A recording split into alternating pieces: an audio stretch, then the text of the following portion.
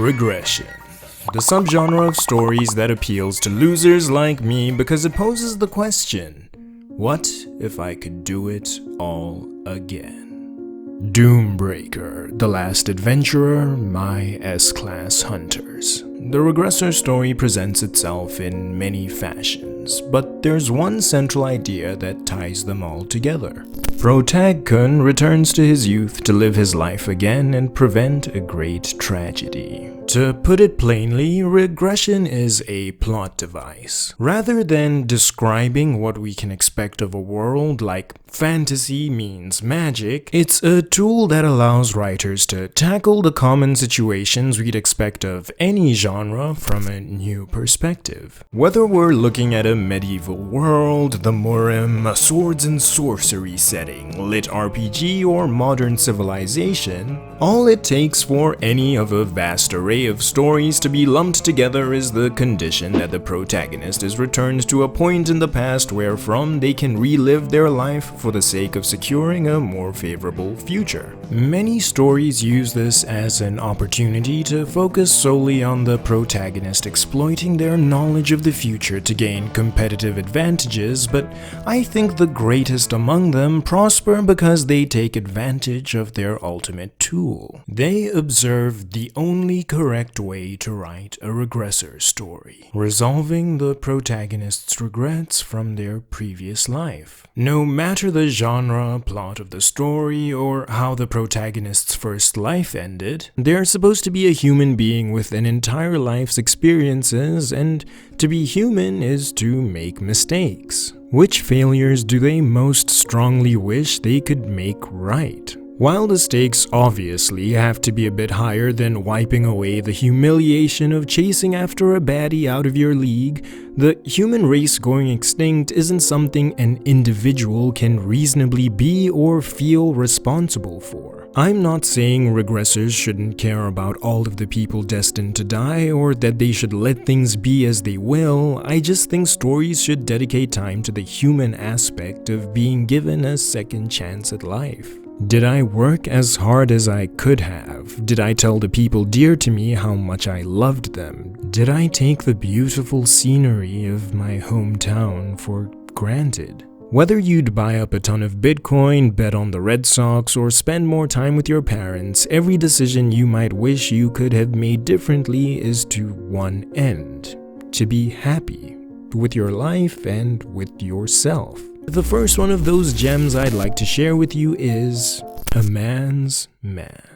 This webtoon follows Yoo Hyun, the youngest CEO of one of Korea's top conglomerates, Hansung Electronics. His career has been nothing short of incredible, and the story begins with his reward for 2 decades of phenomenal work. Promotion to the highest position anyone in his country could have aspired to. Now, this is where he'd usually get killed by a jealous competitor, betrayed and stabbed in the back by the superiors he'd been loyal to, or become the victim of some other miscellaneous act of violence, but none of that happens. Plenty of people bear resentment towards him, and I'm recommending this in a regression video, so it should be obvious that some tragic event would happen to end his life, but the only loss of life we see is voluntary.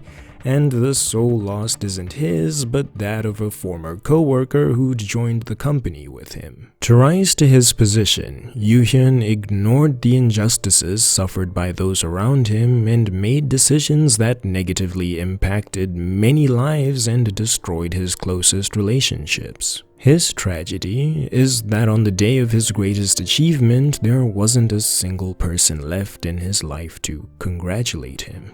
After chasing the ghost of his former colleague into a bar that didn't exist and drinking beverages he probably should have asked the composition of, he wakes up 20 years in the past, just after he passed the written test to be accepted into Hansung Electronics, and his chance at a more fulfilling life begins. I loved reading this story because of its unique perspective. The protagonist was as successful as he possibly could have been in his first life. Yoo Hyun neither returned to the past willingly nor bearing grudges he needed to resolve. A Man's Man follows a guy who learned what really mattered after experiencing what it was like to have everything. From mending his relationship with his father, who let their family decline while he supported all of his employees, to instilling confidence in and providing opportunities for the competent and hardworking people he previously watched fall to ruin. This story about a man's man is a heartwarming read I hope many of you will consider giving a read. Next up, The Night Only Lives Today. If your personal idea of a regressor story can't be separated from action, this new release that's barely been available in English for 2 months just might be the one for you. Meet Encrid. He's as talentless and worthless as I am, and just like me, he has a dream that he's never going to accomplish: becoming a knight. He trains hard and makes all his best efforts, but his attempts at getting stronger are usually about as successful as I was at not very. One day, his company is involved in a battle and he finally succumbs to the perils of war and meets his end. Only to wake up in the past.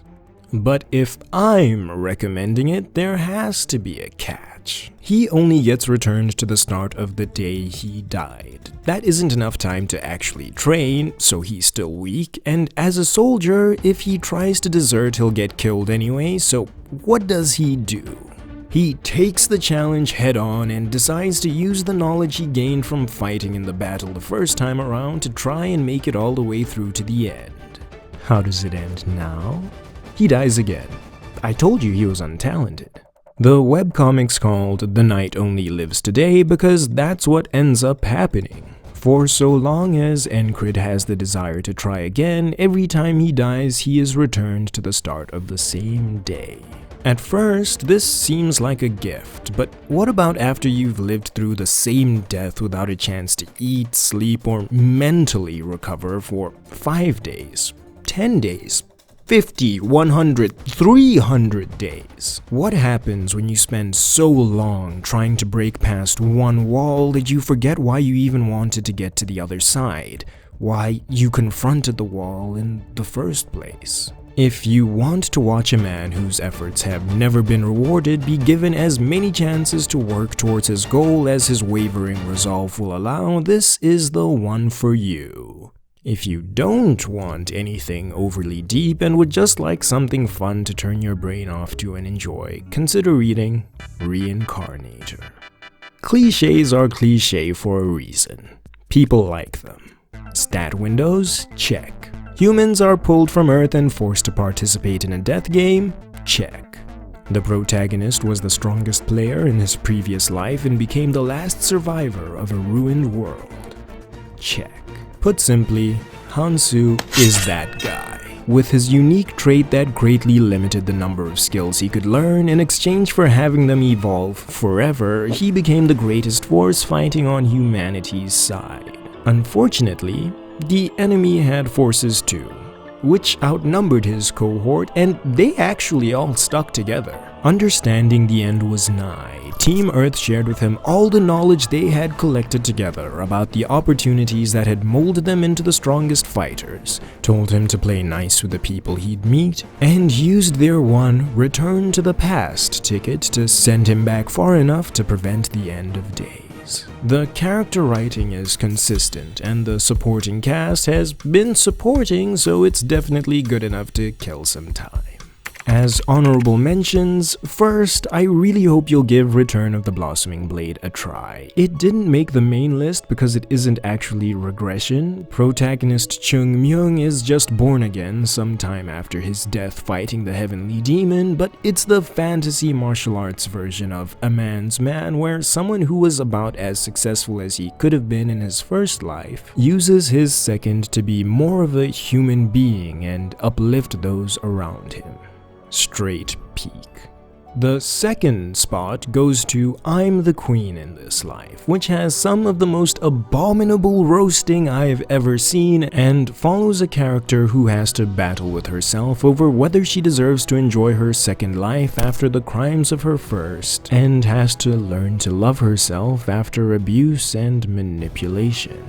this really was a regressor story, but I decided, in my infinite stupidity, that it'd be a better use of your time and mine to send you off with a topic-appropriate musical number. I came all this way to pass on a message. Dark times are coming. Hide away the baby oil, hide away the fam. So stop him if you can. To all my reincarnators, Second Life gang, I recognize your efforts. You won't ever be alone again. My first life, it ended in a major failure. Such shortcomings, I thought it'd never be right again. Overcome with grief that I thought would haunt me forever. Then there came the light at the very end. My big brother, he stabbed me in the back. My stepmother, she hoped I'd never breathe again. All the people I loved, I had to see them suffer. That cursed life, I swear that I'll never live again. Given a chance to start it all anew afresh, gonna hunt down and complete every side quest. When the ending this time arrives, I swear I will be prepared. Demon, dragon, god, or even the creator, I won't fear.